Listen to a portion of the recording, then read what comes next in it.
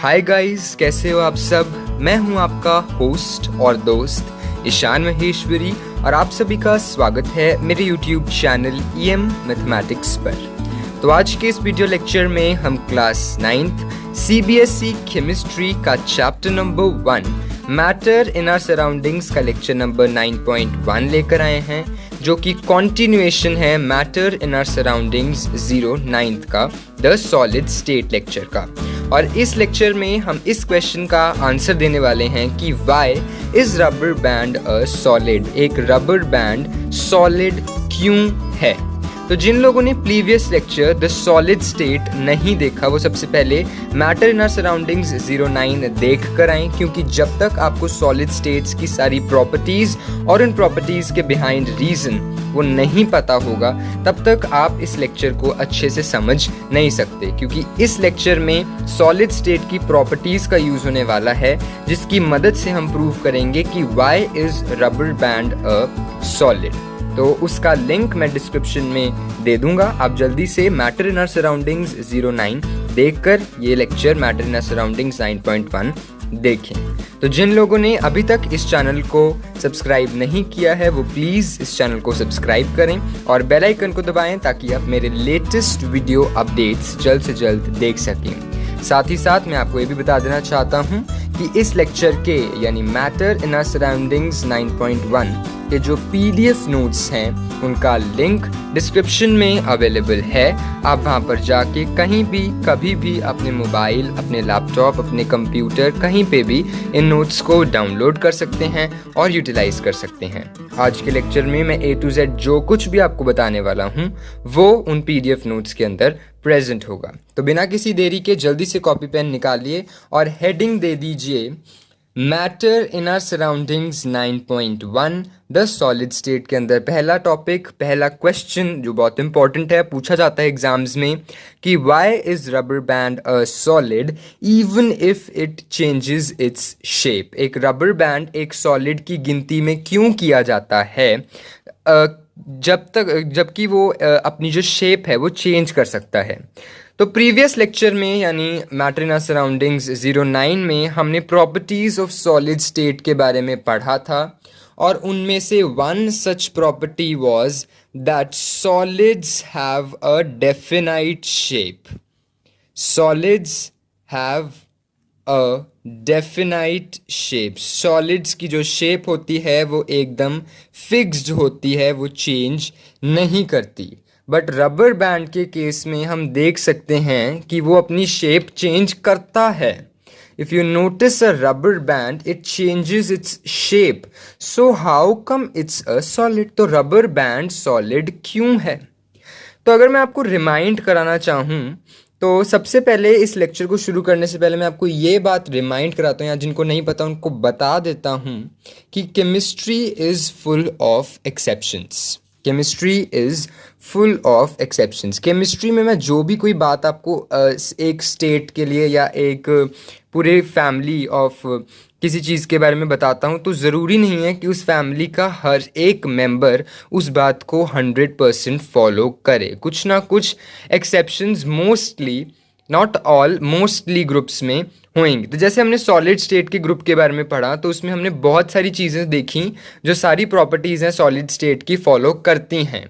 But 2-3 चीज़ें उसमें से एक्सेप्शंस हैं जो सारी की सारी प्रॉपर्टीज़ जो है वो फॉलो नहीं करती। और उसमें से एक एग्जाम्पल, एक एक्सेप्शन जो है वो है रबर बैंड की। अब देखो, आप रबर बैंड को लिक्विड या गैस तो कह नहीं सकते। क्यों? क्योंकि अगर रबर बैंड को आप किसी कंटेनर में डालो, तो क्या रबर बैंड कंटेनर की शेप लेता है? गैसेस और लिक्विड्स की तरह नहीं। रबर बैंड को अगर आप किसी कंटेनर में डालोगे तो वो कंटेनर की शेप नहीं लेगा, उसकी जो शेप है वो ही लेगा। बट अगर आप रबर बैंड के ऊपर एक फोर्स अप्लाई करोगे तो वो अपनी शेप चेंज करता है। वैसे सिंपल पड़ा वो अपनी शेप चेंज नहीं कर सकता। दूसरा एग्जांपल ले लेते हैं रबर बैंड के केस में ही, कि अगर रबर बैंड को आप फ्लोर के ऊपर स्पिल कर दो, गिरा दो, तो क्या वो फ्लो कर जाता है जैसे पानी फ्लो करता है? नहीं, रबर बैंड ऐसे बिल्कुल भी फ्लो नहीं करता है। तो क्या रबर बैंड को आप लिक्विड्स और गैसेस के ग्रुप्स के अंडर रख सकते हो? नहीं। Most of the properties of solid state जो है वो रबर बैंड फॉलो करता है। सिर्फ एक ही ऐसी प्रॉपर्टी है कि डेफिनेट शेप वाली, वो रबर बैंड तभी तोड़ता है जब उसके ऊपर कोई एक्सटर्नल फोर्स लगाया जाता है। So to remind you, we also studied another property of solid state कि solids possess, ये हमने एक another property पढ़ी थी, solids possess a tendency to uphold their shape under external force।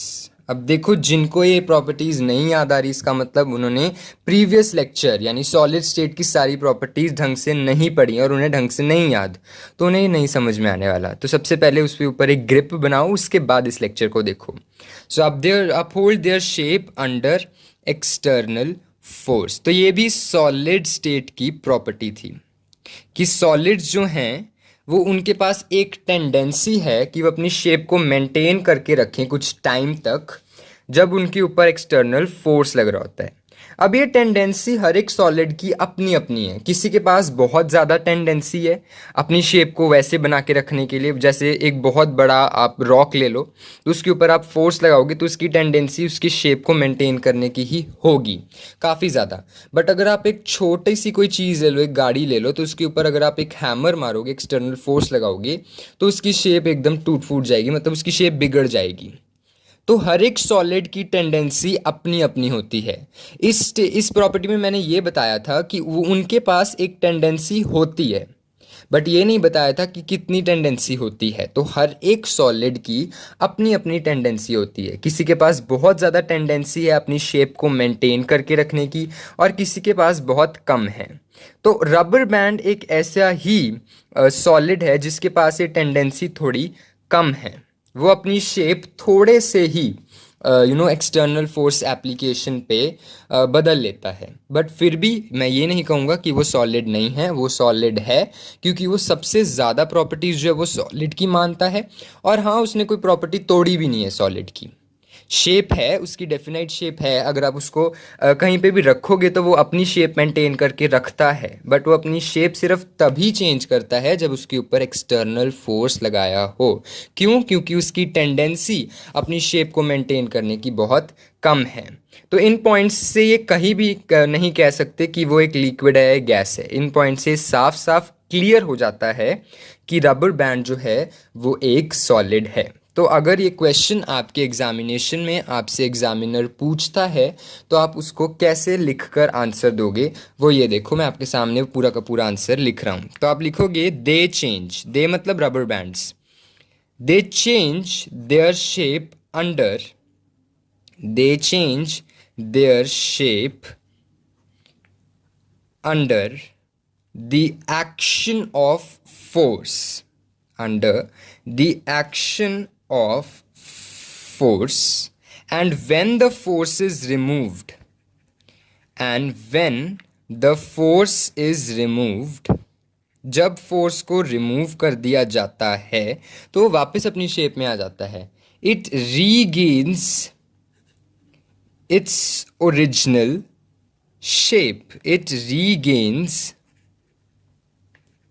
its original shape if excessive force is applied, if excessive force is applied, अगर कुछ ज़्यादा ही extra ज़्यादा बड़ा फोर्स, उसकी टेंडेंसी से काफ़ी ज़्यादा फोर्स उसके ऊपर अप्लाई कर दिया तो वो ब्रेक कर जाते हैं रबर बैंड। ये प्रॉपर्टी भी हमने सॉलिड्स के केस में पढ़ी थी कि they may break under the higher force, external force, but they still have the tendency to maintain their shape, and that is called rigidity. तो इसकी जो है बेचारे की रबर बैंड की भगवान ने ऐसी बनाई है कि उसकी टेंडेंसी बहुत कम है। किसी सॉलिड की बहुत ज़्यादा होती है बट इसकी कम है, और इसलिए इसके ऊपर जब फोर्स लगाते हैं तो इसका शेप बदल जाता है। बट हाँ, फिर से मैं कहूँगा कि टेंडेंसी है, सॉलिड्स की जो प्रॉपर्टीज है उससे फॉलो करता है, इसलिए सॉलिड ही कहेंगे। ये नहीं कहेंगे कि ये लिक्विड है या गैसेस है। क्यों? लिक्विड और गैसेस की एक भी प्रॉपर्टी है ढंग से फॉलो करता है। आप उस लिक्विड को फ्लो करा सकते हो, क्या रबर बैंड को फ्लो करा सकते हो?